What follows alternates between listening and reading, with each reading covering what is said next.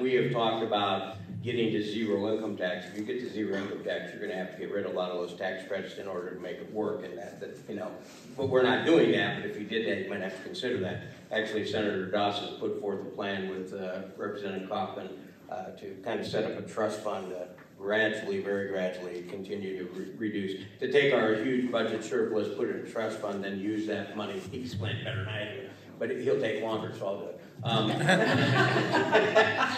then as we gain the interest off that, slowly buy down the income tax rate. So under that system, I don't know why you would get rid of any of those machinery and tax equipment or what have you for farm equipment. Oh, sorry. Actually, Rich, the question, are we getting rid of any? I thought I was adding additional exemptions there. That's why I want to. I'll clarify that for you.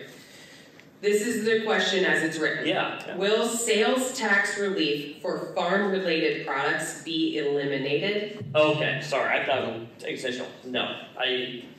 This is one of those things, I guess I just implore people to actually look at the bill. And I think there's just, you know, people have a difference of opinions on, you know, the income tax one way or the other out there, right? There's certainly a progressive mindset that said, you know, I said before this week we were running a different bill, that the easiest tax to increase out there is the one you don't pay, right?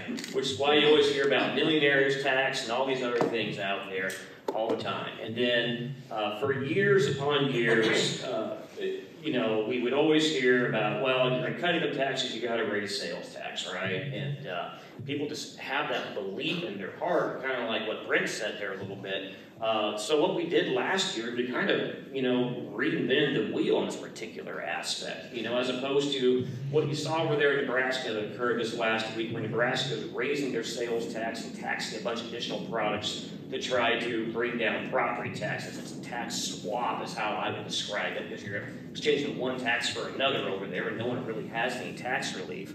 What we're doing with this bill, Brent said, we're basically taking $2 billion we have in a taxpayer relief fund, and we're putting that into a separate board, and we're having that board contract through IPERS, which is the most trusted name in the state of Iowa, for basically by side contracting to actually grow that $2 billion.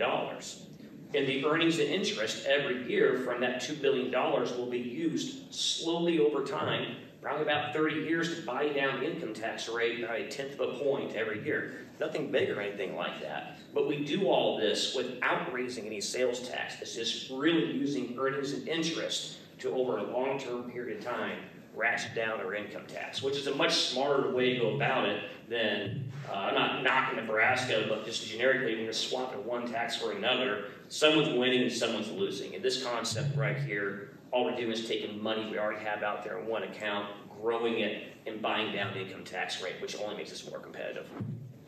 I'm knocking Nebraska. Well, thank you for clarifying that.